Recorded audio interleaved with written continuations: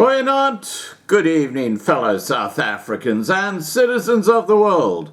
And yes, you know, I often talk about black economic empowerment and how it's destroying South Africa at every level.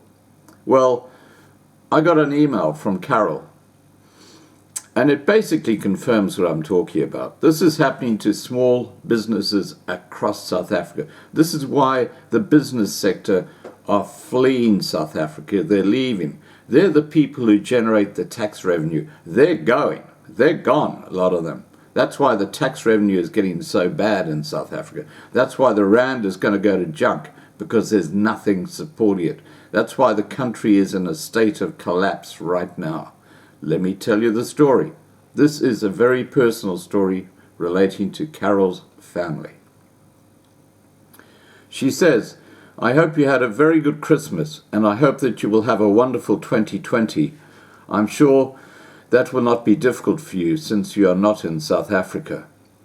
I know now that our prospects are definitely not good for 2020 here in South Africa. The reality has hit home hard yesterday while celebrating Christmas with the family. My sister and I normally go to my brother for Christmas. He is the well-off one in the family because ever since I can remember, his businesses were always quite successful, and he has always been the well-off one in the family, with property, businesses, nice vehicles, and nice content in his house. Yesterday I saw the pain in his eyes, and he was complaining quite a lot, his wife as well. His business is registered on a level 4 as being BEE compliant, Black Economic Empowerment, or Black Privilege. He said every month he tenders for contracts, but it seems his tenders are being ignored, like being discarded.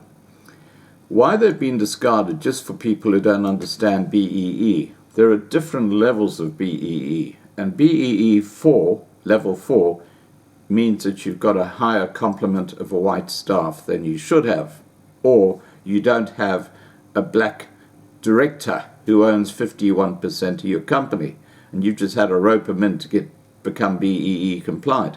Now, BEE 1 is a level where it's that they've met all the criteria that the ANC government want, i.e. they've got 90% black staff, they've got a black director who owns 51% of the company, etc., etc., etc.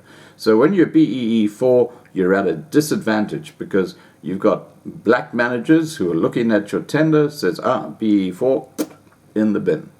That's basically what is happening in South Africa today. All right, let me get back to the story.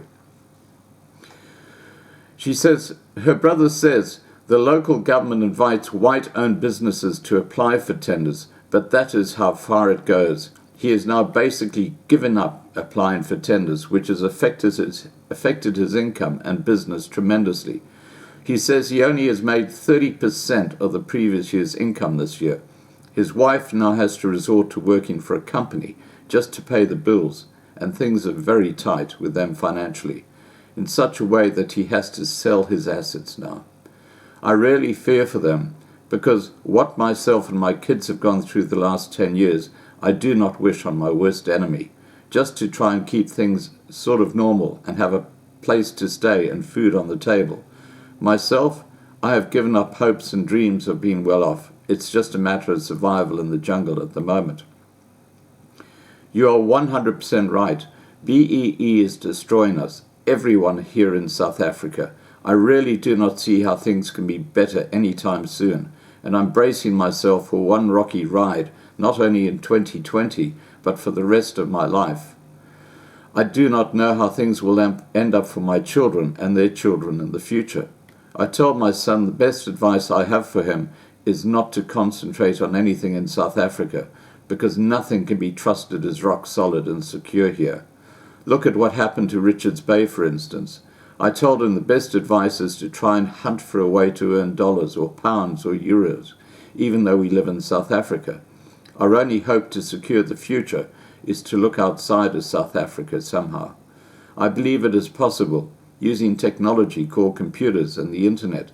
Let us hope things will work out that route. We really do not have money to leave the country and start over elsewhere.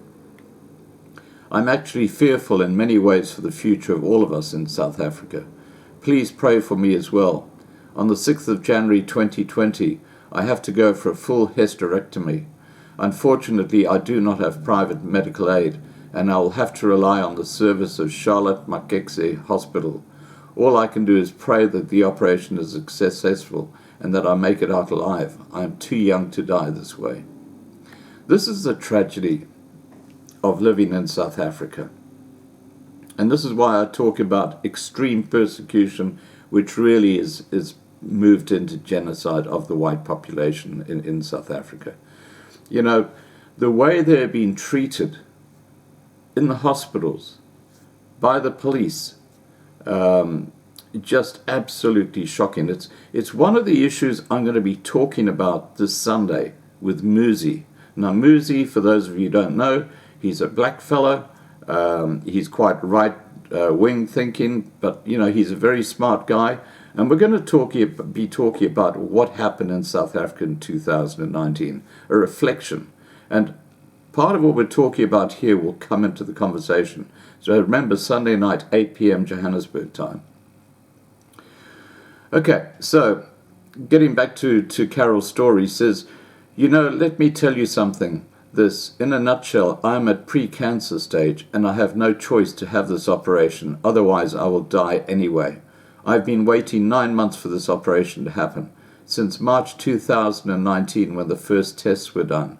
Why am I waiting so long? Well, the blame is squarely placed at the government and BEE and their lack of urgency in the matter. I am fearing that I've waited so long for this operation that I might have cancer already. Who knows? At one stage in this process in August, the hospital lost those crucial test results, and I had to wait 2 months for the test results for the colposcopy. I eventually phoned the lab myself. The labs said they sent the results to the hospital 2 months ago. The hospital had the test results all along, but they misplaced it. It took a lot of yelling and screaming to get the results out of them. Eventually the operation was booked, and after that I still have to wait from September to January for the first available date. I said to the doctor, what if I develop into cancer before then? And he simply shrugged his shoulders. Yes, you've read the above right. Shocking. I also have another problem on top of all this. In my life, no work, no pay. Taking 6 weeks off is going to set me back 2 years in income and cause huge problems, which I have to sort out afterwards, like paying rent, buying food, paying food bills, etc., all thanks to black economic empowerment. So am I looking forward to 2020? How can I?